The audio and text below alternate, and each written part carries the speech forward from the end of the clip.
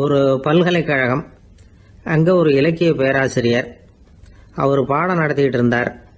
Robert browning எழுதிய கவிதைகளை பற்றி சொல்லிகிட்டு இருக்கிறார். மாணவர்களும் ரொம்ப அக்கறையாக அதை கேட்டுக்கிட்டு இருக்கிறாங்க. ஒரு குறிப்பிட்ட கவிதையை பற்றி சொல்லும் பொழுது அந்த பேராசிரியருக்கே ஒரு சந்தேகம். அதாவது அந்த கவிதையின் சரியான அர்த்தம் என்னங்கிறதுல சந்தேகம். பேராசிரியர் யோசனை பண்ணார். அந்த கவிதையை முழுசாக புரிஞ்சிக்க முடியல. அதனால் மாணவர்களை பார்த்து சொன்னார், மாணவர்களே, ஒரு நாள் பொறுத்துங்க. இந்த கவிதையை எழுதின கவிஞர் எங்கள் வீட்டுக்கு பக்கத்தில் தான் இருக்கிறார். இன்னைக்கு சாயந்தரம் நான் அவரை நேரிலேயே போய் பார்க்குறேன். பார்த்து இதுக்கு என்னங்க அர்த்தம்னு கேட்டுட்டு வந்துடுறேன். அதுக்கப்புறம் உங்ககிட்ட சொல்கிறேன் அப்படின்னாராம். அன்னைக்கு சாயந்தரமே அந்த பேராசிரியர் கவிஞரை தேடிக்கிட்டு போயிட்டார். கவிஞர் அவங்க வீட்டில் அவர் பாட்டு உட்காந்துருந்தாராம். இவர் போய் அவர் முன்னாடி உட்காந்தார். அப்புறம் கேட்டார், ஐயா, அந்த கவிதையின் முழு பொருள் என்னன்னு தெரிஞ்சுட்டு போகிறதுக்காக வந்திருக்கிறேன் அப்படின்னாராம். எந்த கவிதை அப்படின்னாராம் அவர். இவர் அந்த கவிதையை சொல்லியிருக்கார். கவிஞர் கொஞ்சம் யோசனை பண்ணிவிட்டு அப்புறம் சொன்னாராம், பேராசிரியரே, நீங்கள் கொஞ்சம் தாமதமாக வந்துட்டீங்கன்னாராம். இவருக்கு ஒன்றும் புரியல. நீங்கள் என்ன சொல்கிறீங்க? நான் தாமதமாக வந்துட்டேன்னா? நீங்கள் தான் உயிரோடு இருக்கிறீங்களே, அப்படி இருக்கும்பொழுது நான் தாமதமாக வந்துட்டேன்னா அது எப்படி அப்படின்னு இவர் குழம்பி இருக்கிறார். இப்போ கவிஞர் சொன்னாராம், ஐயா, நான் உயிரோடு இருக்கிறேன்னா இல்லையாங்கிறது முக்கியம் இல்லை. நான் அந்த கவிதை வரிகளை எழுதினப்போ 2 பேருக்கு அதோட அர்த்தம் தெரிஞ்சிருந்தது. இப்போ ஒரே ஒருத்தருக்கு தான் அதோட அர்த்தம் தெரியும் அப்படின்னாராம். பேராசிரியர் யோசனை பண்ணியிருக்கார். அப்படின்னா அந்த ஒருத்தர் கவிஞர் ராபர்ட் ப்ரௌனிங்கை தவிர வேற யாரா இருக்க முடியும்? இவர் தான் அப்படிங்கிறத அவர் மனசில் நினச்சிக்கிட்டார். அதனால சொன்னார், ஐயா, நான் தாமதமாக வரல, அந்த கவிதையின் பொருள் என்ன அது சொல்லுங்கன்னார். பேராசிரியரே, நான் சொல்றது உங்களுக்கு புரியலன்னு நினைக்கிறேன். நான் இந்த வரிகளை எழுதினப்போ 2 பேருக்கு அதோட அர்த்தம் தெரிஞ்சிருந்தது. அந்த 2 பேர் யாருன்னா, ஒருத்தர் ராபர்ட் ப்ரௌனிங், அதாவது நான், இன்னொருத்தர் கடவுள். இப்போ அது கடவுளுக்கு மட்டும்தான் தெரியும். நானே இதை பற்றி பல தடவை யோசனை பண்ணி பார்த்தேன். இது ரொம்ப அழகானது, ஆனாலும் ரொம்ப வழுக்கலானது.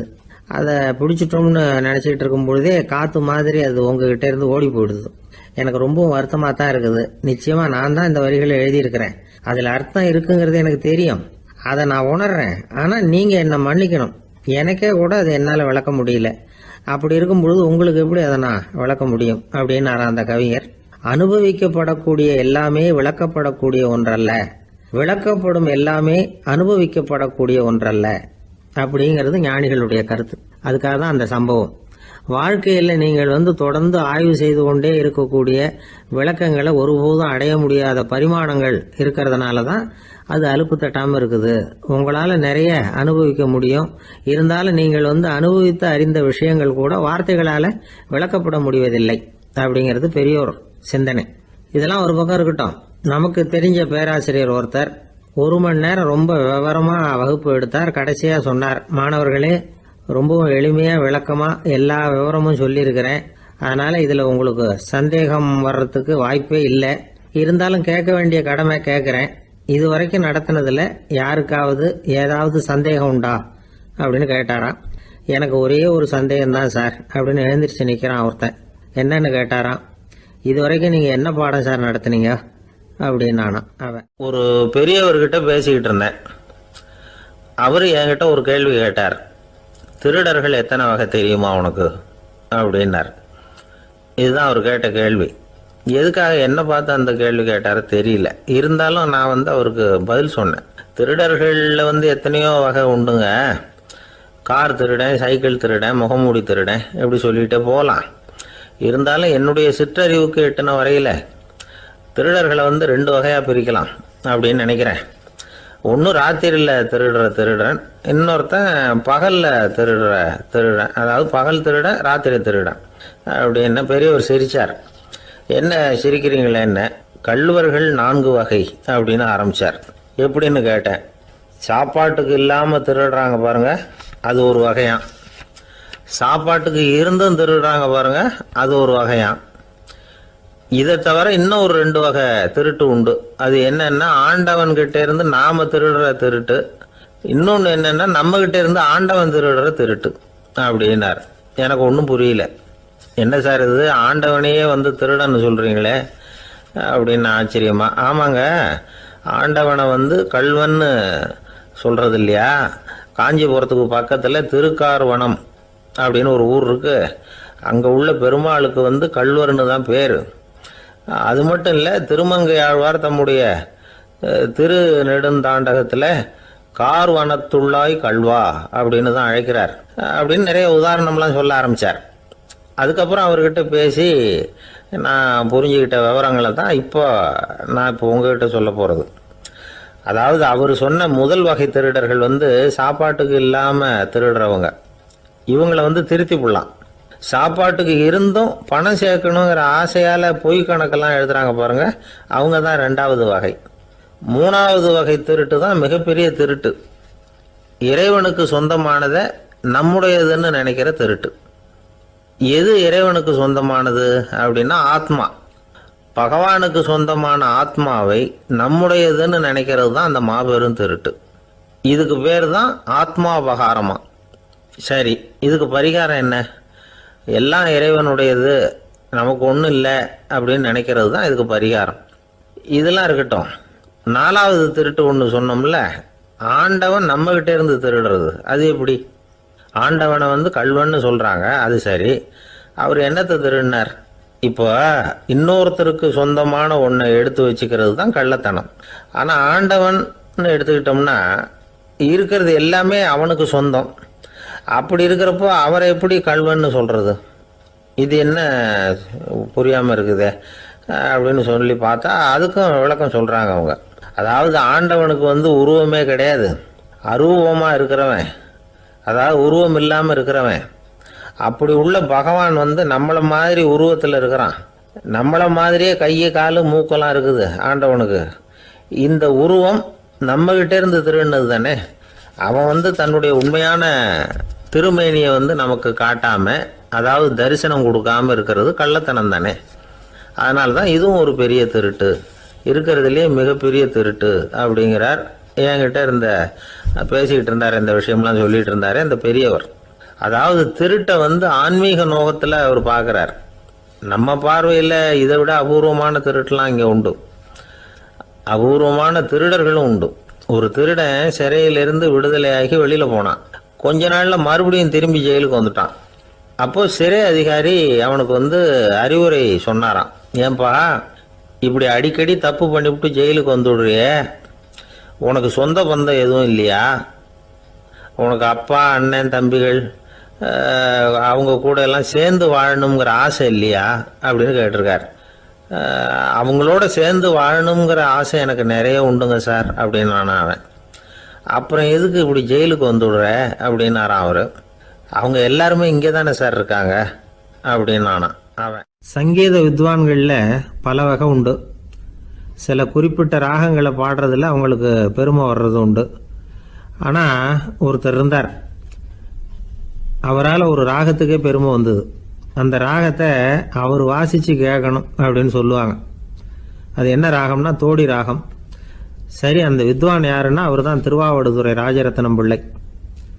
பேராசிரியர் கல்கி ஒரு சமயம் தம்முடைய பத்திரிகையில் எழுதினாராம். அதை அப்படியே படிக்கிறேன் கேளுங்களேன். ஆஹா, ஸ்ரீ ராஜரத்னம் பிள்ளையின் தோடி ஆலாபனையை முதலில் கேட்டபோது அவருடைய கற்பனையை விட்டு தள்ளுங்கள். நம்முடைய மனதில் என்னென்ன இன்பமயமான கற்பனைகள் எல்லாம் உதித்தன.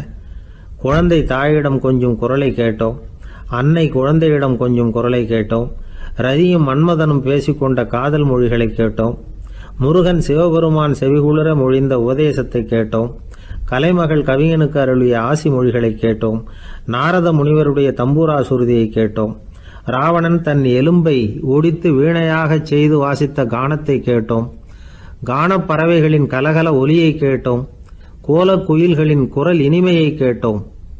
இப்படிலாம் பேராசிரியர் கல்கி விமர்சனம் எழுதியிருக்கிறார்.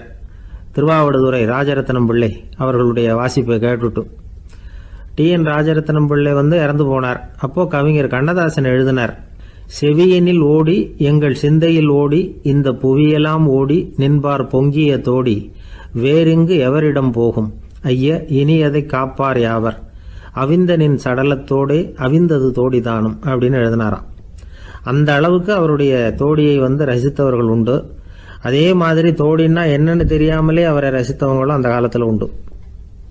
அதாவது ஒரு பெரிய சபையில் இவர் வாசிச்சுக்கிட்டு இருக்கிறார். பாதியில் ஒரு பெரிய மனுஷன் உள்ளே வந்தார். அவர் உடம்புல பட்டு வேஷ்டி, ஜருகை, அங்கவஸ்திரம், வாயில் வெத்தலை, வாசனை புகையில, காதில் வைரக்கடுக்கன், கழுத்தில் தங்க சங்கிலி, கை விரல் பூரா மோதிரம், கையில் ஒரு வெள்ளி வெத்தலை புட்டி, உதவிக்கு 2 பேர் பக்கத்தில். இவ்வளவு பந்தாவோட வரார் கச்சேரி கேட்கறதுக்கு. இப்படி வந்தவர் முதல் வரிசையில் வந்து உட்கார்ந்தார். வித்வான் வாசித்து முடித்ததும் இவர் அவரை பார்த்து, ஐயா, நீங்கள் தோடி வாசிக்கிறதுல ரொம்ப கெட்டிக்காரர்னு கேள்விப்பட்டிருக்கேன், அதை கேட்கறதுக்காக தான் மெனக்கிட்டு வந்திருக்கிறேன், அதை வாசிங்களேன் அப்படின்னாராம் இந்த பெரியவர். ராஜரத்னம் பிள்ளைக்கு ஒன்றும் புரியல. ஏன்னா இது வரைக்கும் அவர் வாசிச்சுக்கிட்டு இருந்ததே அந்த தோடி ராகத்தை தான். அதை வாசித்து முடித்ததும் அதை வாசிங்களேன்னு இவர் கேட்குறார். அப்படின்னா இவரோட ஞானம் எப்படிப்பட்டது? இவ்வளவும் கேட்டுட்டு இப்படி கேட்குறாரே அப்படின்னு அவர் யோசிச்சிருக்கிறார் ராஜரத்னம் பிள்ளை. உடனே என்ன பண்ணார் தெரியுமா? பக்கத்தில் ரொம்ப சாதுவாக சுருதி போட்டுக்கிட்டு இருந்த ஒரு முதுகில் ஓங்கி ஒரு குத்து விட்டாராம். அவருக்கு ஒன்றும் புரியல, எதுக்கு நம்மளை அடிக்கிறார் இவர், நம்மளை குத்துறாரு வித்வான்னு. அவர் அதிர்ச்சியால் இவர் நிமிர்ந்து பார்த்துருக்கார். அப்போ ராஜரத்னம் பிள்ளை சொன்னாராம், ஏய்யா, ஐயா பெரிய மனுஷன், என்னுடைய பரம ரசிகர், தோடி ராகம் கேட்கணுங்கிறதுக்காக இவ்வளவு தூரம் வந்திருக்கிறார், வந்து வரிசையில் உட்காந்துருக்கார். நீ இந்த சமயம் பார்த்து தோடி ராகம் வாசிக்கிற நாதஸ்வரத்தை வீட்டில் வச்சுட்டு வந்துட்டியே, இப்போ ஐயாவுக்காக அந்த ராகத்தை நான் எப்படி வாசிக்கிறது அப்படின்னு சொல்லிவிட்டு மறுபடியும் முதுகில் ஒரு அடி கொடுத்தாராம். அடி வாங்கினவருக்கே சிரிப்பு அடக்க முடியலையா. உங்கள் பையன் எப்படி சார் இருக்கான் அப்படின்னு விசாரித்தார் ஒருத்தர். அவன் என்ன சார், எதை சொன்னாலும் காதில் வாங்க மாட்டேங்கிறான், அவன் பாட்டுக்கு போகிறான் வர்றான் அப்படின்னு சொல்லி அழுத்துக்கிட்டார் அப்பா. பெரியவங்க சொல்கிறத சின்ன பிள்ளைங்க கேட்கறது இல்லைங்கிறது ஒரு குறை, பெரியவங்க சொல்கிறது சின்ன பிள்ளைங்க காதலையே விழறது இல்லைங்கிறது ஒரு குறை. இது கொஞ்சம் சீரியஸான விஷயம், கவனித்து பார்க்கணும். ஒரு குழந்தைக்கு காது சரியாக கேட்குதா இல்லையா அப்படிங்கிறத நாம் தான் கவனித்து பார்த்து கண்டுபிடிக்கணும். அதுவாக நம்மக்கிட்ட தவழ்ந்து வந்து, அப்பா எனக்கு காது கேட்கல, அழைச்சிட்டு போங்க டாக்டர்கிட்ட அப்படின்னுலாம் சொல்லிக்கிட்டு இருக்காது. அது சரி, ஒரு குழந்தைக்கு காது சரிவர கேட்குதா இல்லையா அப்படிங்கிறத முன்கூட்டியே நாம் தெரிஞ்சுக்கிறது எப்படி? அதுக்கு சில வழி இருக்குது. உங்கள் குழந்தைய கொஞ்சம் அப்படி கவனித்து பாருங்கள். அடிக்கடி ஜலதோஷம், காதில் அரிப்பு ஏற்படுதா, மூக்கு விரிவாகவும், அப்புறம் டான்சில், அடினாய்டு, சத அழற்சி, இது மாதிரி ஏதாவது இருக்கா, வாயிலிருந்து எச்சில் ஒழுகுதா, குழந்தை வாயினால் சுவாசிக்குதா, பற்கள் முன்னாடி தள்ளி வளருதா, இதெல்லாம் அதுக்கு அறிகுறி. அப்புறம் இந்த VBDF TH இப்படி இந்த ஒலிகள் சேர்ந்த வார்த்தைகளை குழந்தை சரியாக புரிஞ்சுக்காது.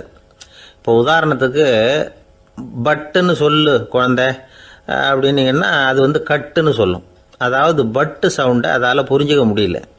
அப்புறம் உங்கள் குழந்தை உங்களை உறக்க பேச சொல்கிறானா, அடிக்கடி கேள்வி கேட்குறானா, சாப்பிட்றப்போ கவனம் இல்லாமல் இருக்கானா, படிப்பில் போதுமான முன்னேற்றம் இல்லையா, வகுப்பில் சரியாக கவனிக்கிறது இல்லையா, இப்படிலாம் இருந்தால் ஆரம்பத்திலேயே டாக்டர்கிட்ட அழைச்சிட்டு போய் சிகிச்சையை ஆரம்பிச்சுடலாம், குணப்படுத்தி விடலாம்.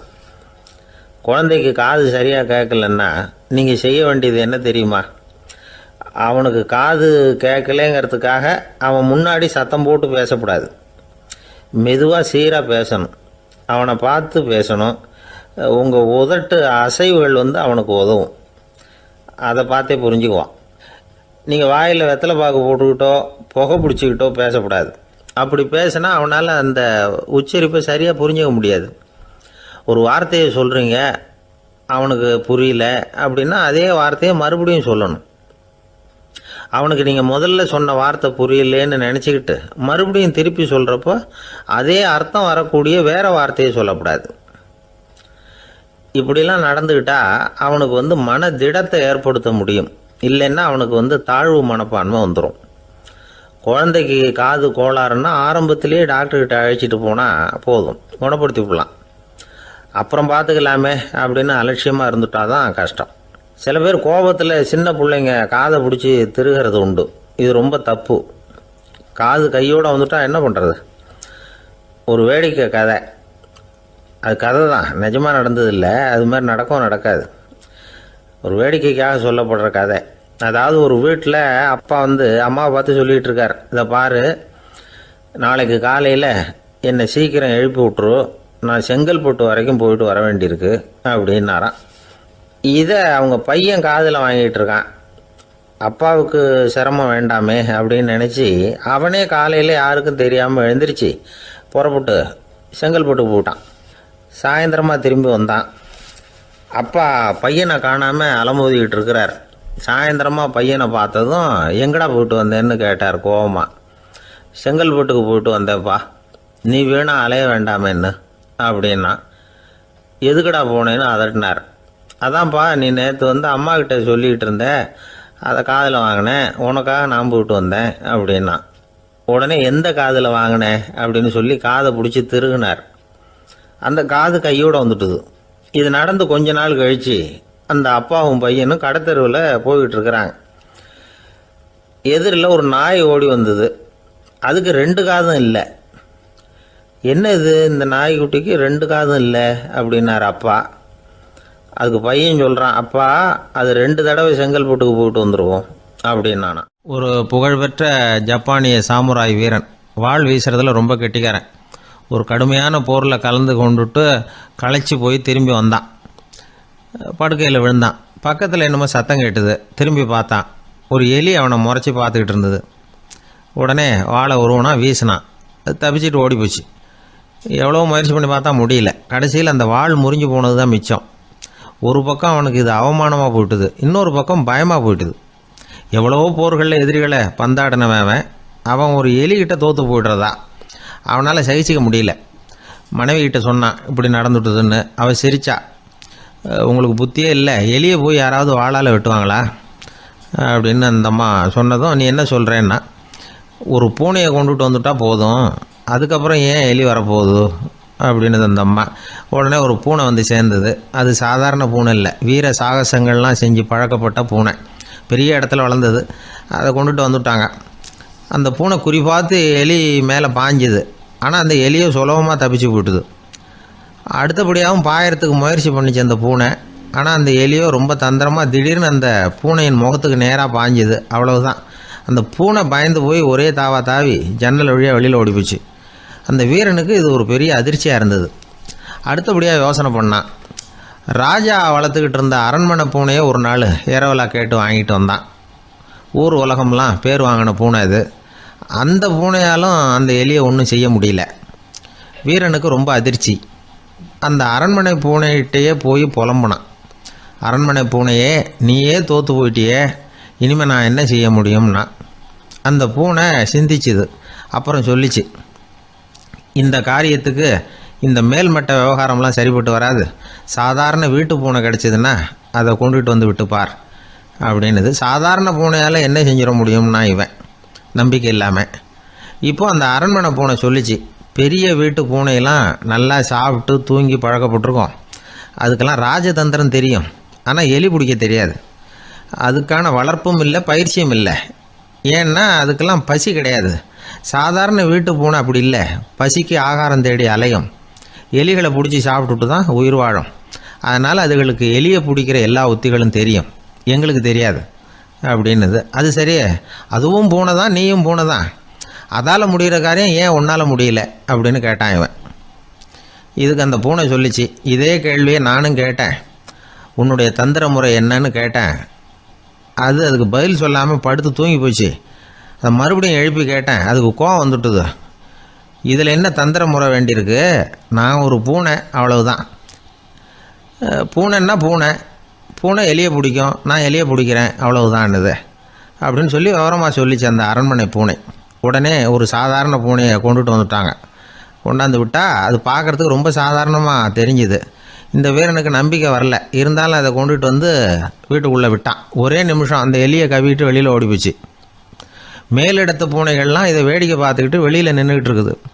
எல்லாரும் மெதுவாக அந்த பூனையை நெருங்கி, உங்கள்கிட்ட அப்படி என்ன தனிப்பட்ட திறமை, அதோட ரகசியம் என்னன்னு கேட்டாங்க. அந்த சாதாரண பூனை ரொம்ப சாதாரணமாக சொல்லிச்சான், அதெல்லாம் எனக்கு தெரியாது, நான் பூனை அவ்வளவுதான், நீங்களும் பூனையாக இருங்கோ அப்படின்னு சொல்லிவிட்டு அந்த பூனை தன்னுடைய வாயில் கவிய எலியோடு அங்கேருந்து நடந்து போச்சு. இந்த கதையிலேருந்து நாம் புரிஞ்சிக்க வேண்டிய தத்துவம் என்னென்னா, நீயாக இரு. இதுதான் அந்த தத்துவம். நம்ம ஒவ்வொருத்தருக்கு உள்ளேயும் ஒரு தனித்தன்மை இருக்குது. இதை அவங்கவுங்க புரிஞ்சுக்கிட்டு உண்மை இயல்பு புரிஞ்சுக்கணும். நம்முடைய இயல்பு என்னங்கிறது நமக்கு தெரியணும். அதை கண்டுபிடிக்கிறது தான் உண்மையான கலை. ஒரு பெரிய மனுஷன் வாயை அகலமாக திறந்து வச்சுட்டு தூங்கிட்டு இருந்தான். உடனே ஒரு எலி உள்ளே பூந்துட்டு தான். வீட்டு வேலையாள் டாக்டருக்கு ஃபோன் பண்ணான். எங்கள் முதலாளி வாய்க்குள்ளே ஒரு எலி பூந்துட்டுது டாக்டர் அப்படின்னா. நான் உடனே புறப்பட்டு வரேன், அதுக்கு முன்னாடி நீ ஒரு ரொட்டி துண்டை எடுத்து ஒரு வாய்க்கு முன்னாடி காட்டு, உள்ளே போன எலி வெளியில் வந்துடும்னார் டாக்டர். சரின்னு சொல்லிவிட்டான். கொஞ்ச நேரத்தில் டாக்டர் அங்கே போய் சேர்ந்தார். அப்போ வேலைக்காரன் ஒரு பெரிய மீனை அவர் வாய்க்கு நேராக இப்படியும் ஆட்டிக்கிட்டு இருந்தான். நான் ரொட்டி துண்டை தானே காட்ட சொன்னேன்னார் டாக்டர். அவன் சொன்னான், எலியை வெளியில் கொண்டுட்டு வர்றதுக்கு ரொட்டி துண்டை காட்ட சொன்னீங்க டாக்டர், அதுக்கப்புறம் அந்த எலியை துரத்திக்கிட்டு ஒரு பூனை உள்ளே போயிருக்கு, அதுக்காக தான் இந்த மீனை காட்டிகிட்டு இருக்கேன் நானா. இது எதுக்குன்னா இப்படி வேடிக்கையாக சொல்கிறது, பூனை பூனையாக இருக்க வேண்டும், எலி எலியாக இருக்க வேண்டும், மனுஷன் மனுஷனாக இருக்க வேண்டும் அப்படிங்கிறத புரிஞ்சுக்கிறது. நாம இருக்கிற வரை வெற்றி நிச்சயம். ஒரு குழந்தை அம்மா கிட்ட போச்சு, அம்மா என்னை தூக்கிக்க. உடனே அந்த அம்மா அந்த குழந்தைய தூக்கி இடுப்புல வச்சுக்கிறாங்க. எந்த பக்கம் வச்சுக்கிறாங்க? இடது பக்கம். பொதுவா குழந்தைய தூக்குறவங்க யாரும் வலது பக்கம் இடுப்புல வச்சுக்கிறது இல்ல. விவரம் தெரியாத சில ஆம்பளைகளை அப்படி தூக்கி வச்சுக்கிட்டு அலையிறது உண்டு. ரொம்ப காலமாவே குழந்தைகளை இடுப்புல இடது பக்கமா வச்சிருக்கிற பழக்கம் தான் இருந்து வந்திருக்குது. இதுக்கு ஆய்வாளர்கள் என்ன காரணம் சொல்றாங்க தெரியுமா? அப்படி இருந்தாதான் குழந்தை சொல்றத, குழந்தை நினைக்கிறத தாயினால நல்லா உணர முடியுதாம். இடது பகுதி ஆட்சி பண்றது, குறிப்பா காதின் தலைமையாக இருக்கிறது வலது பக்கம் தான். அதனால தாய் குழந்தைக்கு பதில் சொல்லவோ, அது என்ன கேக்குதுங்கிறத சீக்கிரமா புரிஞ்சுக்கிட்டு நடந்துக்கவோ அதுதான் சௌரியம் அப்படின்னு ஆய்வாளர்கள் இதுக்கு காரணம் சொல்றாங்க. இதனால என்ன ஆகுதான், தாய்க்கும் குழந்தைக்கும் நெருக்கம் அதிகமாகுதான், குழந்தைக்கும் பாதுகாப்பு அதிகமா. அது மட்டும் இல்ல, ஒரு தாய் தன்னுடைய குழந்தைய இடுப்புல சுமக்கிறதுனால அவள் நினைக்கிறத, அவளோட இதய துடிப்ப குழந்தை உணர்தான். 9 மாதத்துக்கு அதிகமா இருந்த இடம் இல்லையா, அதனால அவளை பத்தி நல்லா அறிந்து கொள்ளுகிற வாய்ப்பும் குழந்தைக்கு கிடைக்குது. நம்ம முன்னோர்கள் ரொம்ப காலத்துக்கு முன்னாடியே வலது கையை பார்க்க ஆரம்பிச்சிட்டாங்களாம். அவங்க பயன்படுத்திய கல் ஆயுதங்கள்லாம் வலது பக்கமா தான் தீட்டப்பட்டிருக்குது. அதுல இருந்து நமக்கு என்ன தெரியுதுன்னா, வலது கையை தான் உபயோகப்படுத்தி இருக்கிறாங்கிறது தெரியுது.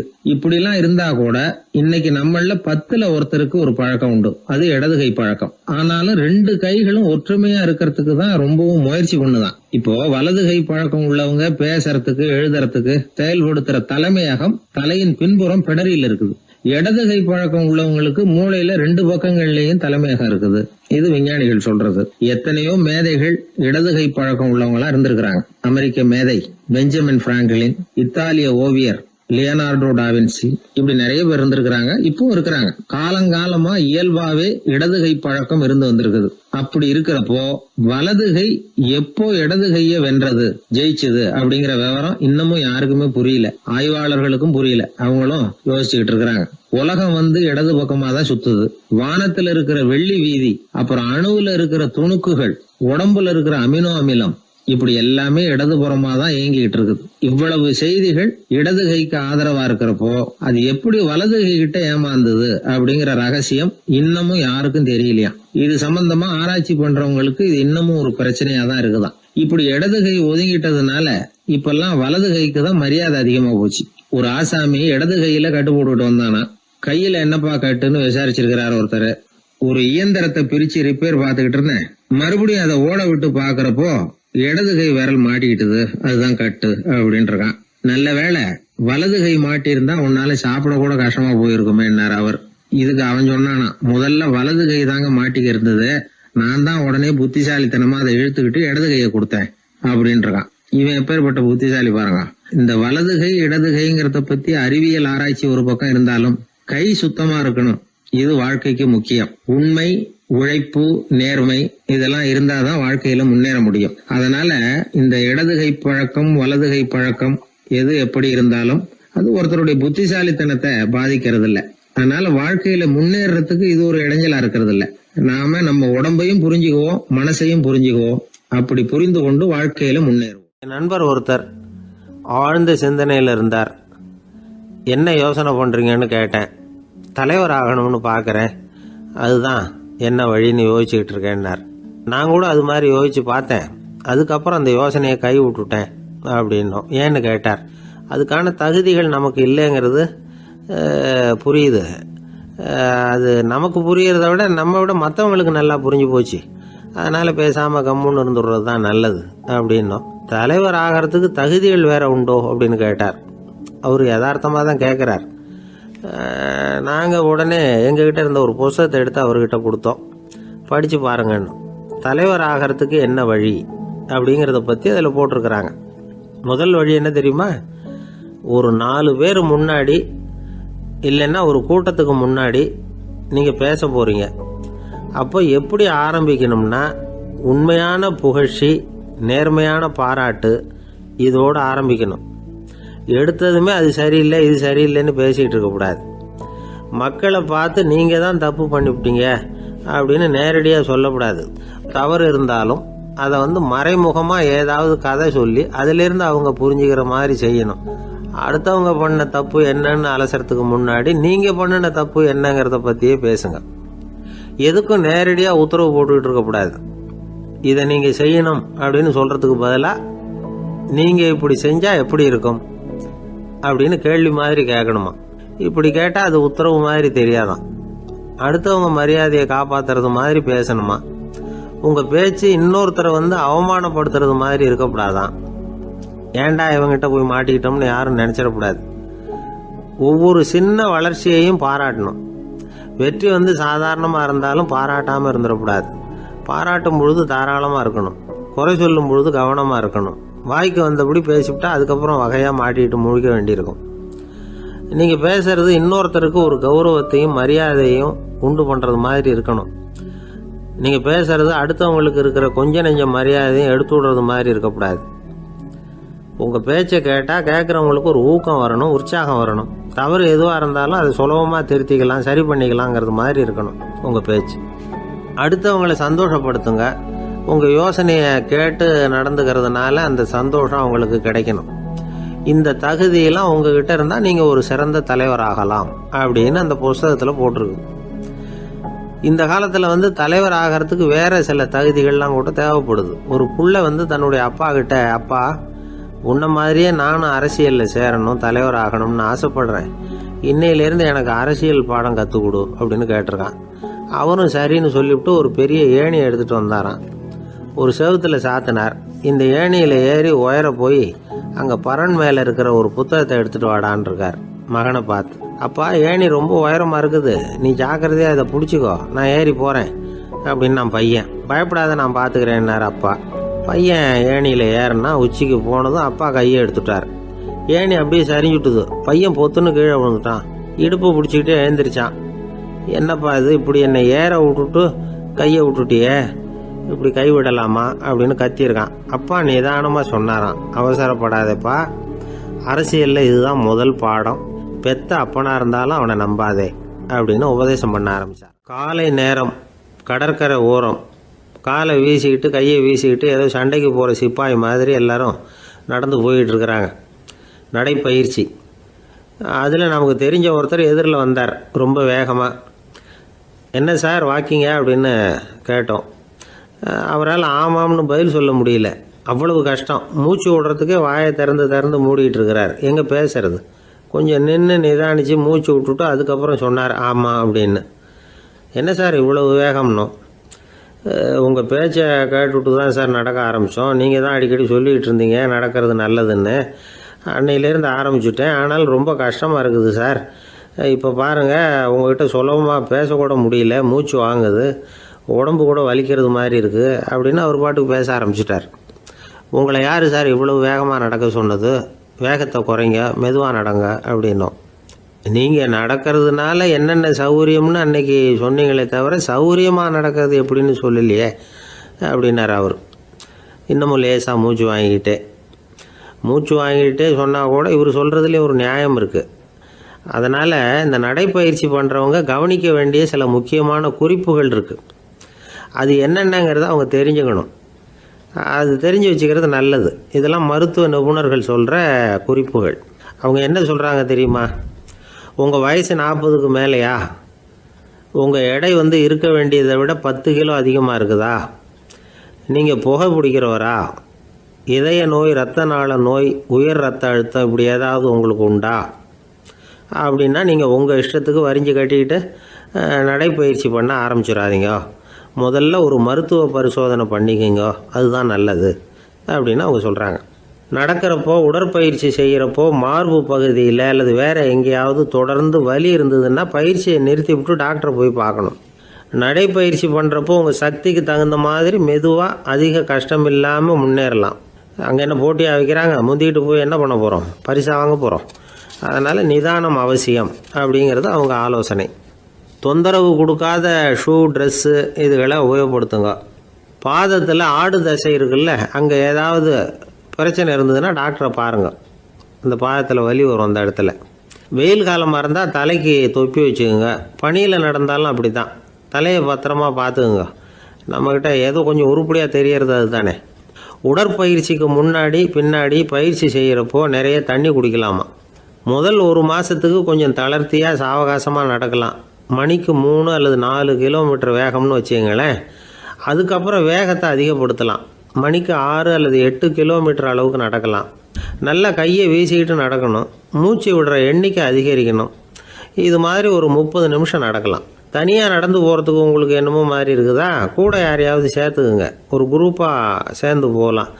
நடக்கிறதுங்கிறத ஒரு சந்தோஷமான சமாச்சாரமாக ஆக்கிக்கணும். தினம் இப்படி நடக்க வேண்டி இருக்குதே அப்படின்னு புலம்பிக்கிட்டே போகக்கூடாது.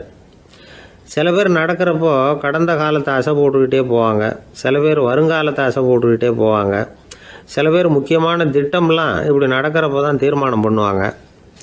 நடக்கிறதுனால மன இறுக்கம் குறையுது, பரபரப்பு குறையுது, மன ஆற்றல் பெருகுது, தன்னம்பிக்கை வளருது, முதுமை தள்ளி போகுது, செயல்திறன் அதிகரிக்குது. இதை தவிர உடம்புக்கும் பல விதமான சௌகரியங்கள் ஏற்படுது. அதனால் இது வரைக்கும் நடக்க ஆரம்பிக்காதவங்க இனிமேல் இந்த குறிப்புகளை கவனத்தில் வச்சுக்கிட்டு நடக்க ஆரம்பிச்சுடலாம்.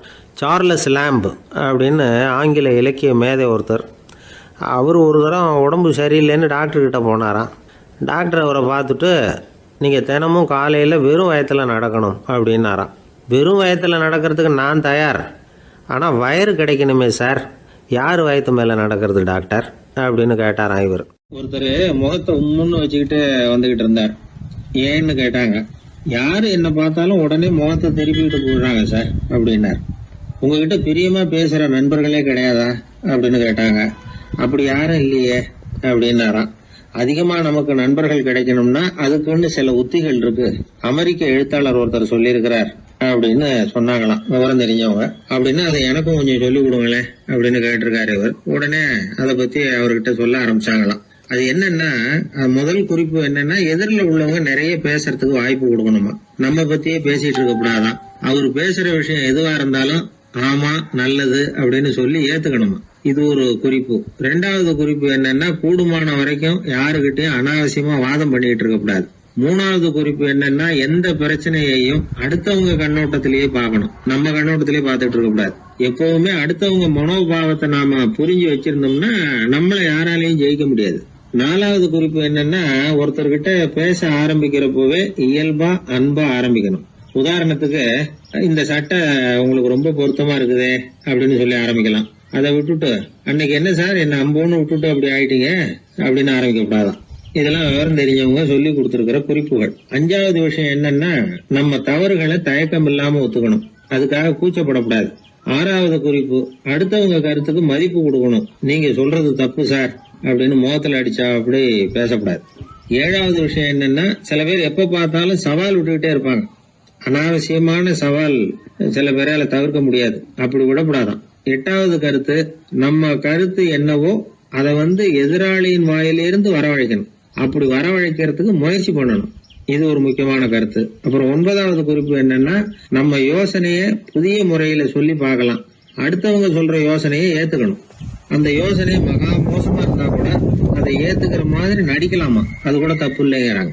10வது குறிப்பு ரொம்ப முக்கியமானது. அதாவது அனாவசியமா பொய் சொல்லக்கூடாது. அப்படி எப்பவாவது பொய் சொல்ல வேண்டிய அவசியம் வந்துட்டுதுன்னு வைங்க, பெரிய பொய்யா சொல்லி பண்ணுமா, அதை நம்பும்படியா சொல்லணுமா. சில சமயம் தேவைப்பட்டா பொய்ய உண்மையா கூட மாத்திக்கலாமா. அது எப்படி பொய்ய உண்மையா மாத்திக்கிறது அப்படின்னா, இப்ப எனக்கு கார் ஓட்ட தெரியும்னு நண்பர்கள் கிட்ட பொய் சொல்லியாச்சு.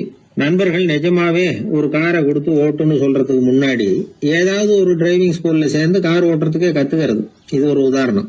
இது மாதிரி பொய்ய உண்மையாக்கக்கூடிய சில உத்திகள் உண்டு. அதனால சில பிரச்சனைகளை தீர்த்திட முடியுமா. அப்புறம் 11வது குறிப்பு என்னன்னா, உயர்ந்த நோக்கங்களை மட்டும் வெளியில பேசணும். உள் மனசு எவ்வளவு ஒட்டடை படிஞ்சு கிடந்தாலும் பரவாயில்ல, அதை பத்தி பேச வேண்டியதில்லை.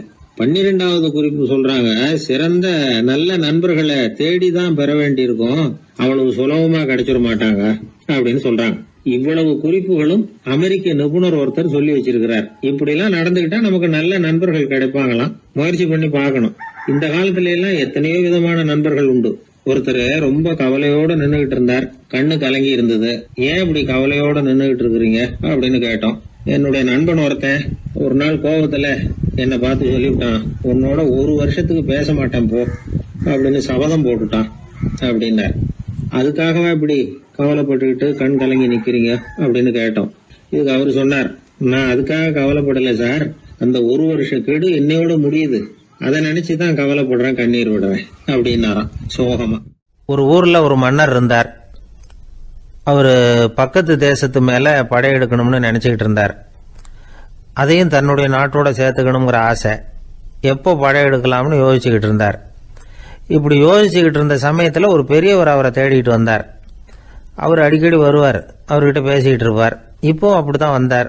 என்ன மன்னா யோசனைன்னாரு. இவர் தன்னுடைய யோசனையை சொன்னார். இந்த சமயத்துல மன்னருக்கு தாகம் எடுத்தது, தண்ணி குடிக்கணும் போல இருந்தது. உடனே அங்க இருந்த ஒரு அரண்மனை பணியாளரை கூப்பிட்டார். போய் கொஞ்சம் தண்ணி கொண்டு வாப்பா அப்படின்னார். அந்த பணியாளர் போனார். ஒரு கோலையில தண்ணி கொண்டு வந்தார். ராஜா கிட்ட நீட்டினார். ராஜா அதை வாங்கி குடிக்கிறதுக்காக வாய்கிட்ட கொண்டுட்டு போனார். அந்த நேரம் பார்த்து, மன்னா கொஞ்சம் பொறுங்கன்னார் இந்த பெரியவர். ஆவலோட குடிக்க போன மன்னர் அப்படியே நிறுத்திக்கிட்டு பெரியவரை பார்த்தார். இப்ப அந்த பெரியவர் சொன்னார், மன்னா, இப்போ உங்களை விட வலிமை உள்ள ஒரு சக்தி உங்களுக்கு தண்ணி கொடுக்க மறுத்துடுதுன்னு வைங்க, உங்களை குடிக்க விடாம தடுத்துடுது அப்படின்னா, இப்ப இந்த ஒரு கோவள தண்ணீரை என்ன விலை கொடுத்து வாங்குவீங்க அப்படின்னு கேட்டார். இப்போ எனக்கு இருக்கிற தாகத்துக்கு என்னுடைய அரசாங்கத்துல பாதியையாவது கொடுத்து இந்த தண்ணியை வாங்கறதுக்கு தயங்க மாட்டேன்னார் அவர். சரி, இப்போ அந்த தண்ணியை குடிங்கன்னார் பெரியவர். மன்னர் ஆவலோட அந்த தண்ணியை குடிச்சு முடிச்சார். அதுக்கப்புறம் கொஞ்ச நேரம் தன்னுடைய படையெடுப்பை பத்தி சொல்லிட்டு இருந்தார். கொஞ்ச நேரம் கழிச்சு மறுபடியும் இந்த பெரியவர் கேட்டார், மன்னா, இப்போ நீங்க ஒரு கோவள தண்ணீரை குடிச்சு முடிச்சுட்டீங்க. இப்போ அந்த தண்ணீர் உங்க உடம்ப விட்டு வெளியில வரக்கூடிய பாதை அடப்பட்டு போச்சு அப்படின்னு வச்சுங்க, அதை வெளியேற்றுவதற்காக நீங்க எவ்வளவு செலவழிப்பீங்க அப்படின்னு கேட்டார். மன்னர் யோசனை பண்ணார். அப்படி ஒரு நிலைமை ஏற்பட்டு போச்சுன்னா என்னுடைய அரசாங்கம் பூராவையும் அதுக்கு ஈடா தர்றதுக்கு கூட தயங்க மாட்டேன்னார். இப்ப அந்த பெரியவர் சொன்னார், எந்த அரசாங்கத்தின் மதிப்பு ஒரு கோவள தண்ணீர் அளவுக்கு கூட இல்லையோ அந்த அரசாங்கத்தை அடையணுங்கிற பேராசையில மனிதர்கள் தங்களுடைய சகோதரர்கள் கூடவே சண்டை போட்டுக்கிறாங்களே, அதுல ஏதாவது அர்த்தம் இருக்குதா அப்படின்னாராம். மன்னருக்கு இப்பதான் அர்த்தம் புரிஞ்சுதான். மனசுல தெளிவு உண்டாச்சு. தன் மனசுக்குள்ள உண்டான வெறியை விரட்டி அடிச்சு விட்டார். அதுக்கப்புறம் நிம்மதியா ஆட்சி புரிஞ்சார். இப்படி ஒரு கதை. உயிருக்கு என்ன விலை கொஞ்சம் யோசனை பண்ணி பாருங்க. ஆனா அது இப்போ எவ்வளவு மலிவா போயிட்டுது, அதையும் யோசனை பண்ணி பாருங்களேன். ஆசை பேராசையா மாறுது, அப்புறம் அது வெறியா ஆகுது, அதுக்கப்புறம் பைத்தியம் முடியுது. இந்த காலத்து மனிதர்களுக்கு 2 விதமான பைத்தியம் பிடிச்சிருக்கிறதாக ஒரு பெரியவர் சொல்றார். ஒன்னு பணம், இன்னொன்னு அதிகாரம். இதெல்லாம் எவ்வளவு காலத்துக்கு நீடிக்கும்? ஒரு சர்வாதிகார நாட்டில் 3 பேர் ஜெயிலில் இருட்டு அறையில் பேசிக்கிட்டு இருக்கிறாங்க. நீ எப்படி இந்த ஜெயிலுக்கு வந்த அப்படின்னு ஒருத்தர் கேட்டாராம். இந்த நாட்டு ராஜாவை ஆதரிச்சு நான் பிரச்சாரம் பண்ணினேன், அதனால கூட்டத்தில் தகராறு வந்துட்டுது, கலவரமா போச்சு, அதுக்கு நான் தான் காரணம்னு அரெஸ்ட் பண்ணி இங்கே கொண்டாந்து போட்டாங்க அப்படின்னாராம் அவரு. சரி, நீ எப்படி இங்கே வந்த அப்படின்னு இன்னொருத்தரை பார்த்து கேட்டிருக்கார். நான் இந்த நாட்டு ராஜாவை எதிர்த்து பிரச்சாரம் பண்ணேன், அதனால கலவரம், அரெஸ்ட் பண்ணி கொண்டாந்து போட்டாங்கன்னார். சரிப்பா, நீ எப்படி அங்க வந்த அப்படின்னு 3வது ஆளை பார்த்து இவங்க கேட்டாங்களாம். இதுக்கு அந்த ஆள் மெதுவா வெளிச்சத்துக்கு நான் தான் இந்த நாட்டு ராஜா அப்படின்னாராம். ஊர்ல ஒரு ஞானி இருந்தார். ஒரு நாள் அவரை தேடிட்டு ஒருத்தர் வந்தார். வந்தவர் ஞானியை பார்த்து ஒரு கேள்வி கேட்டார். ஐயா, உங்களுடைய சாதனை என்ன? இதுதான் அவர் கேட்ட கேள்வி. இதை கேட்டதும் அந்த ஞானி நிமிர்ந்து இவரை பார்த்தார். அப்புறம் சொன்னார், அது ஒன்றும் பெரிய விஷயம் இல்லை, அது ரொம்ப எளிமையான ஒண்ணு. எப்ப எனக்கு பசிக்குதோ அப்ப நான் சாப்பிட்டுருவேன், எப்ப எனக்கு தூக்கம் வருதோ அப்ப நான் தூங்கிடுவேன், அவ்வளவுதான் அப்படின்னார். கேள்வி கேட்டவர் ஒரு மாதிரி ஆயிட்டார். ஐயா, இதே தானே நாங்களும் செய்யறோம், இதுல என்ன அதிசயம் இருக்கு அப்படின்னார். இப்ப அந்த ஞானி சொன்னாராம், இங்கதான் நீங்க தப்பு பண்றீங்க அப்படின்னாராம். அப்படியான்னாரு இவரு. ஆமா அப்படின்னாராம். நீங்க செய்யற தவறு எனக்கு புரியுது. ஏன்னா நான் உங்களை மாதிரி நான் வாழ்ந்து பார்த்திருக்கிறேன். அதனால என்னுடைய அனுபவத்துல உங்களுக்கும் எனக்கும் உள்ள வித்தியாசத்தை உணர முடியுதுன்னாரா. என்ன சொல்றீங்க, எனக்கு ஒன்றும் புரியலையேன்னாரா இவரு. இத பாருங்க, சாப்பிடுறதுங்கிறது நாம ரெண்டு பேருக்கும் பொதுவான ஒரு காரியம்தான். ஆனா நீங்க சாப்பிடுறதுக்கும் நான் சாப்பிடுறதுக்கும் வித்தியாசம் இருக்கு அப்படின்னாராம். என்ன வித்தியாசம்னு கேட்டிருக்கார். நீங்க பசி இல்லாத பொழுது சாப்பிடுறீங்க, இப்போ சாப்பிடுற நேரம் வந்துட்டுது அப்படிங்கிறதுக்காக சாப்பிடுறீங்க. சாப்பாடு ருசியா இருக்கு அப்படிங்கிறதுக்காக சாப்பிடுறீங்க. எது தேவைங்கிறது தெரியாம சாப்பிடுறீங்க. அது மாதிரி தூக்கமும் உங்களுக்கு ஒரு பழக்கமா போட்டுது. இப்போ இது தேவையா இல்லையா அப்படிங்கிறத பத்தி நீங்க யோசிச்சு பாக்குறது இல்ல. சாப்பிடும் பொழுது 1000 வேலைகளை மனசுல நினைச்சுக்கிட்டு இருப்பீங்க. அதனால அது சாப்பிடுதலா இருக்காது. அதே மாதிரி நீங்க தூங்கும் பொழுதும் அது தூங்குதலா இருக்காது. ஏகப்பட்ட கனவுகள் வரும். உங்க மனசு மேலும் மேலும் கனவுகளை உருவாக்கி கொண்டே இருக்கும். அதனால எனக்குள்ள நடக்கிறது வேற மாதிரி, நீங்க நினைக்கிறது மாதிரி இல்ல. எனக்குள்ள நடக்கிறது எப்படின்னா, நீங்க செய்யறது மாதிரி இல்ல. தூக்க உணர்வு வந்த உடனே தூங்குதல் மட்டுமே நடைபெறும். அதுதான் என்கிட்ட நடக்கிறது அப்படின்னு அந்த ஞானி. வித்தியாசம் புரியுதா? அந்த ஞானி சாப்பிடுறத அனுபவிக்கிறார், அது எக்ஸ்பீரியன்ஸ். நாம அப்படி இல்லை, மனம் போன போகல சாப்பிடுறோம். இது இன்டெலிஜிங். இது ரெண்டுலயும் செயல்ல வேறுபாடு இல்லை, விழிப்புணர்வுல தான் வேறுபாடு இருக்கு. அவர் சாப்பிடும் பொழுது ஒரு சாட்சி மனோபாவத்தோட சாப்பிடுறார். எவ்வளவு தேவையோ அவ்வளவுதான் சாப்பிடுறார். ஏன்னா அவருடைய விழிப்புணர்வு முழுமையா செயல்படுது. அதனால அவர் சாப்பிடும் பொழுது நம்மை விட மகிழ்ச்சியா இருக்கிறார். நாம அப்படி இல்லை, வயிற்றை நிரப்புறதுக்காக சாப்பிடுறோம். இன்னும் சொல்ல போனா சாப்பிடும் பொழுது நாம அங்கேயும் இருக்கிறது இல்லை, எங்கேயோ போயிடுறோம். உடம்பு மட்டும்தான் அங்க இருக்கும். ஆனா ஞானி அப்படி இல்லை. அவர் சாப்பிடும் பொழுது சாப்பிடுதல் மட்டுமே இருக்கும். எந்த ஒரு செயலையும் விழிப்புணர்வோட செய்யலாம், மனம் போன போக்கிலையும் செய்யலாம். விழிப்புடன் செய்யறப்போ செய்யும் செயல் நம்ம அனுபவமாகிறது, அவ்வளவுதான். இதெல்லாம் பெரிய தத்துவம் மாதிரி தெரியும். இருந்தாலும் நாம புரிஞ்சுக்க வேண்டியது என்னன்னா, எந்த காரியத்தை செஞ்சாலும் அதுல முழு ஈடுபாடு வேணுங்கிறது முக்கியம். அந்த அளவுக்கு முதல்ல நம்மளை மாத்திக்கிட்டா போதும். ஆனா நம்ம ஆளுங்க அந்த அளவுக்கு இருக்கிறது இல்ல, எல்லாமே அரைக்குறை தான். கேட்டா ஞாபகம் மருதி. ஒருத்தன் என்ன பண்ணானா, விமான டிக்கெட் வாங்கிக்கிட்டு ரயில்வே ஸ்டேஷனுக்கு வந்துட்டான். அப்புறம் தான் புரிஞ்சுது தவறுதெல்லாம் இங்க வந்துட்டோங்கிறது. உடனே அவசரமா விமான நிலையத்தை நோக்கி ஓடி இருக்கிறான். அங்க போய் கவுண்டர்ல கேட்டிருக்கான், மேடம் நான் தவறுதலா ரயில்வே ஸ்டேஷனுக்கு போயிட்டேன், இப்ப விமானத்தையும் தவற விட்டுட்டேன், அடுத்த பிளைட்ல எனக்கு இதை மாத்தி தர முடியுமான்னு கேட்டிருக்கான். முடியாதுன்னாங்களாம் அந்த அம்மா. ஏன்னு கேட்டானா, ஏன்னா இப்ப நீங்க வந்திருக்கிறது பஸ் ஸ்டாண்டு அப்படின்னாங்களாம். ஒரு காலத்துல பிரஷ்யா அப்படின்னு ஒரு தேசம் இருந்தது. இப்போ ஜெர்மனி இருக்குல்ல, இதோட பெரும்பகுதி ஒரு காலத்துல பிரஷ்யாங்கிற பேர்ல இருந்தது. அப்போ அதுக்கு அரசராக இருந்தவர் மகா ஃப்ரெடரிக், அதாவது ஃப்ரெடரிக் தி கிரேட் அப்படின்னு சொல்லுவாங்க. அந்த ராஜாவுக்கு ஒரு சந்தேகம், நாம் பல வகையான வரிகளை விதித்து வசூல் பண்ணுறோம், அப்படி பண்ணி வருமானம் குறைஞ்சிக்கிட்டே போகுதே, இதுக்கு என்ன காரணமாக இருக்கும்? இதுதான் அவருக்கு ஏற்பட்ட சந்தேகம். ஒரு சமயம் அந்த அரசர் தம்முடைய அமைச்சர்களையும் பிரபுக்களையும் தளபதிகளையும் கூப்பிட்டு ஒரு விருந்து வச்சார். விருந்து முடிஞ்சதும் அவங்கள பார்த்து இந்த சந்தேகத்தை கேட்டார். வரிகள் அதிகமாக விதித்து வருமானம் குறையறதுக்கு என்ன காரணம் அப்படின்னு கேட்டார். பல பேருக்கு இதுக்கு சரியாக பதில் சொல்ல தெரியல. அனுபவசாலியான ஒரு தளபதி எழுந்திருச்சார். அரசே, அது எப்படிங்கிறத இப்போ உங்களுக்கு காட்டுறேன்னார். உடனே ஒரு பெரிய பனிக்கட்டி ஒன்றை தன்னுடைய கையில் எடுத்தார். அதை அப்படியும் எப்படியும் திருப்பி பார்த்தார். அப்புறம் அடுத்தவர்கிட்ட கொடுத்தார்.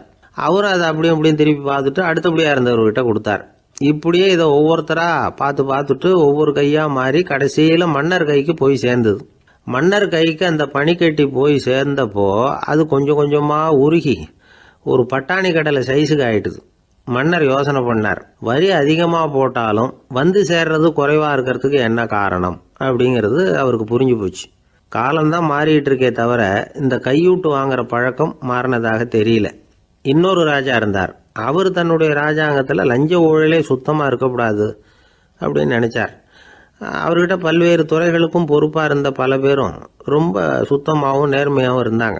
ஒரே ஒருத்தர் மட்டும் எல்லார்கிட்டையும் லஞ்சம் வாங்கிட்டே இருந்தார். அவரை வேற வேற துறைகளுக்கு மாற்றி பார்த்தாரு. அந்த ராஜா என்னென்னமோ பண்ணி பார்க்குறாரு. எந்த வேலையை கொடுத்தாலும் அதுலேயும் லஞ்சம் வாங்கிறதுக்கு ஒரு வழியை உண்டு பண்ணிக்குவார் அந்த ஆள். ராஜாவுக்கு இது ஒரு பெரிய தலைவலியாக போட்டுது. இவர் என்ன பண்ணுறது, இவருக்கு என்ன வேலையை கொடுக்கறது, கொஞ்சம் கூட லஞ்சம் வாங்கிறதுக்கு சான்ஸே இல்லாத ஒரு வேலையை கொடுக்கணும் அப்படின்னு திட்டம் போட்டார். ஒரு நாள் அவருக்கு அந்த உத்தரவும் போட்டுட்டார். அதாவது அவருக்கு என்ன வேலைன்னா, கடற்கரையில் தான் அவருக்கு ஆஃபீஸ், அங்கேயே இருந்துக்க வேண்டியது. தினமும் எத்தனை கடல் அலை கரையில் வந்து மோதுது அப்படிங்கிறத கணக்கெடுத்து ராஜாவுக்கு தெரிவிக்க வேண்டியது. இதுதான் அவருக்கு வேலை. பேசாமல் அலையை எண்ணிட்டு உட்காந்துருக்கிட்டோம், அப்போவாவது அவர் லஞ்சம் வாங்குற சந்தர்ப்பம் இல்லாமல் போயிடும் அவருக்கு அப்படின்னு நினைச்சார் ராஜா. இந்த ஆள் கடற்கரைக்கு போய் டியூட்டியில் ஜாயின் பண்ணிட்டார். ஒரே மாசத்துல அங்கே சொந்தமாக ஒரு பிரம்மாண்டமான மாளிகை கட்டி விட்டாரு. ராஜாவுக்கு இது பெரிய ஆச்சரியமாக போச்சு. அலையை என்ற வேலையில் அந்த ஆள் எப்படி பணம் சம்பாதிச்சார் அப்படின்னு விசாரித்து பார்த்தார் அக்கம் பக்கத்தில். அந்த ஆள் என்ன பண்ணியிருக்கிறாருன்னா, கடற்கரையில் போய் பொறுப்பு ஏற்றுக்கிட்ட உடனே அங்கே இருந்த மீனவர்கள்கிட்ட எல்லாம் இந்த கரையில் வந்து ஒரு நாளில் வந்து மோதுற அலைகள் எத்தனை அப்படின்னு கேட்டிருக்காரு. அது எப்படிங்க தெரியும்னு இருக்காங்க அவங்க. தினமும் அந்த எண்ணிக்கை தெரியணும். நம்ம ராஜாவுக்கு தினமும் அறிக்கை அனுப்பணும், டெய்லி ரிப்போர்ட்டு. தவறுனா நீங்கள் இந்த கடலில் போய் மீன் பிடிக்கிறதுக்கு ராஜாவோட அனுமதி கிடைக்காது அப்படின்ட்டுருக்காரு. உடனே மீனவர்களும் பயந்து போட்டாங்க. கடலுக்கு போகிறதுக்கு அனுமதி இல்லைன்னா பட்டினி கிடக்கிறது மாதிரி ஆகிடுமே. மெதுவாக அந்த ஆளுகிட்ட போனாங்க, காதோட காதாக சொன்னாங்க, ஐயா எங்களால் வந்து கடல் அலையை வந்து எண்ண முடியாது. தினமும் எங்களால் முடிஞ்சதை உங்களுக்கு பணமாக கொடுத்துட்றோம். நீங்கள் தான் ராஜா கிட்ட சிபாரிசு பண்ணி நாங்கள் தொடர்ந்து மீன் பிடிக்கிறதுக்கு அனுமதி வாங்கி கொடுக்கணும் அப்படின்னு வேண்டிக்கிட்டாங்க. பணம் தினமும் வந்து சேர ஆரம்பிச்சுட்டுது. பதவியில் மற்ற பதவியோட இந்த பதவி எவ்வளவோ மேல் அப்படின்னு நினச்சிட்டான் அந்த ஆள். அது மட்டும் இல்லை, தயவு பண்ணி என்னை இந்த இடத்த விட்டு மாற்றி விடாதீங்க சார் அப்படின்னு வேற கேட்க ஆரம்பிச்சிட்டானா. ஒரு நண்பர் யாருக்கோ ஃபோன் பண்ணிட்டு இருந்தார். அவர் பேசி முடிச்சதும் நான் அவரை பார்த்து, இப்போ ஃபோன் பண்ணீங்களே அந்த ஃபோன் நம்பர் என்ன அப்படின்னு கேட்டேன். அவர் தலையை சொரிஞ்சுக்கிட்டார், ஞாபகம் வரலன்னார். சரி சார் அதை விடுங்க, உங்கள் மனைவி பேர் என்ன அப்படின்னு கேட்டேன். மாலதின்னார். என்ன சார் இது வேடிக்கை, கொஞ்ச நேரத்துக்கு முன்னாடி பேசின ஃபோன் நம்பர் வந்து மறந்து போச்சு. எப்போவோ கல்யாணம் பண்ணிக்கிட்ட மனைவி பேர் மறக்கலை, அதை கரெக்டாக சொல்லிவிட்டீங்களே அப்படின்னு கேட்டேன். அவர் என்ன ஒரு மாதிரியாக பார்த்தார். அவர் அப்படி என்னை பார்த்ததில் ஒன்றும் தப்பு இல்லை, ஏன்னா நாம் எல்லாருமே அப்படித்தானே. ஒரு குறிப்பிட்ட காரியத்துக்காக தொலைபேசியில் ஒருத்தட்ட பேசுகிறோம், அதுக்கப்புறம் அந்த எண் வந்து நமக்கு அனாவசியம், அதனால் மறந்துடுறோம். இதுக்கு பேர் தான் தற்காலிக ஞாபகம். ஆனால் மனைவி பேரை வந்து மறந்துட முடியுமா? முடியாது. அது வந்து அவசியமான ஒன்று. அடிக்கடி அந்த பேரை வந்து உபயோகப்படுத்துகிறோம், அதனாலேயும் அது வந்து முக்கியங்கிறதுனாலேயும் அதை மறக்கிறது இல்லை. இதுக்கு பேர் நிரந்தர ஞாபகம். சரி, இந்த தற்காலிக ஞாபகம், நிரந்தர ஞாபகம், இது ரெண்டு ஞாபக அளவுகளையும் கட்டுப்படுத்துறது எது அப்படின்னா மூளைக்குள்ள நடக்கிற மின்சார நடவடிக்கைகள் தான். தற்காலிக ஞாபகம் ஒரு மின்னல் மாதிரி தோன்றி மறையுது. நிரந்தர ஞாபகம் ஒரு படிவம் போல மூளையில படிஞ்சுடுது. ஒரு சம்பவத்தின் பல பிரதிகள் மூளையில பல்வேறு பகுதிகளிலேயும் படியறதுனால ஒன்று மறைஞ்சாலும் மறந்தாலும் இன்னொன்று மறையறதில்லை. இப்படிப்பட்ட நிலைமையில தான் தொண்டையில இருக்கு, வாயில வரமாட்டேங்குது சார் அப்படிமா. ஒருத்தருக்கு எந்த துறையில ஆர்வமும் ஈடுபாடும் அதிகமோ அது சம்பந்தமான ஞாபக சக்தி அதிகமா இருக்கும். தொழிலை விரும்புகிற ஒரு டெலிபோன் ஆபரேட்டருக்கு எண்கள்லாம் நல்ல ஞாபகம் இருக்கும். அது மாதிரி கவிஞர்களுக்கு வார்த்தைகள் நல்ல ஞாபகத்தில் இருக்கும். இது ஒரு பக்கம் இருந்தாலும் ஒரு மூளை வந்து எண்களை விட எழுத்துக்களை விட படங்களை ரொம்ப சுலபமா ஞாபகத்தில் வச்சுக்குது. புரிஞ்சுக்கிற தன்மை, அனுபவம், புத்தி கூர்மை இது கூடி குறையிறத பொறுத்து ஞாபக சக்தியும் ஏறும் இறங்கும். இப்போ உதாரணத்துக்கு ஒரு பையனுக்கு படித்தது எதுவும் ஞாபகத்தில் இல்லைன்னா அவன் அதை சரியாக புரிஞ்சுக்கலன்னு அர்த்தம். இந்த மறதிங்கிறது எந்த சமயத்தில் ஒரு பிரச்சனை ஆகுது தெரியுமா? உங்களுக்கு வேண்டியப்பட்ட ஒருத்தரை ஞாயிற்றுக்கிழமை சாயந்தரம் சரியாக 5 மணிக்கு கடற்கரைக்கு வர சொல்லிவிட்டு அந்த நேரத்தை மறந்துட்டா அது பரவாயில்ல, வர சொன்னதையே மறந்துட்டாதான் நிலைமை மோசம்னு அர்த்தம். இப்படி இருந்தால் இது வந்து சிகிச்சை எடுத்துக்க வேண்டிய நிலைமைங்கிறத புரிஞ்சுக்கணும். ஆமாம், இதுக்கும் மருந்து இருக்கு. ஆனால் மூளை வந்து குறிப்பிட்ட அளவுக்கும் கீழே இயங்குறப்போவோ இன்னொன்று சொல்லுவாங்க, அந்த நியூரோ டிரான்ஸ்மிட்டர் அப்படின்னு சொல்லுவாங்க. அப்படிங்கிற மூளை ரசாயனம் ரொம்பவும் குறைஞ்சி போகிறப்போ மட்டும்தான் உபயோகப்படும். டாக்டர் என்ன சொல்கிறாங்க தெரியுமா? மூளையை பொறுத்த வரைக்கும் அதில் ஞாபக சக்தி அதிகமாக உள்ள மூளை, மறதி உள்ள மூளை அப்படின்னு ஒன்றும் கிடையாது அப்படிங்கிறாங்க. நினைவு வச்சுக்கிறதுக்கு பயிற்சி அளிக்கப்பட்ட மூளை, பயிற்சியற்ற மூளை அப்படின்னு வேணும்னா சொல்லலாம் அப்படின்னு சொல்கிறாங்க. அதனால நம்ம ஞாபக சக்திங்கிறது நம்ம கிட்ட இருக்கிற பயிற்சி, முயற்சி இதை பொறுத்து தான் அமையும். ஒருத்தர் ஒரு பென்சிலை எங்கேயோ வச்சுக்கிட்டு தேடிக்கிட்டு இருந்தார். அப்புறம் என்னமோ தீவிரமா யோசனை பண்ணி அதை ஞாபகப்படுத்தி பார்த்துக்கிட்டு இருந்தாராம். எதிரில் உட்காந்துருந்தவர் சொன்னார், பென்சிலை தானே தேடிக்கிட்டு இருக்கீங்க, அது உங்க வலது காதில் இருக்குது சார் அப்படின்னாராம் அவரு. இதுக்கு அவரு சொல்லியிருக்காரு, பென்சிலை வந்து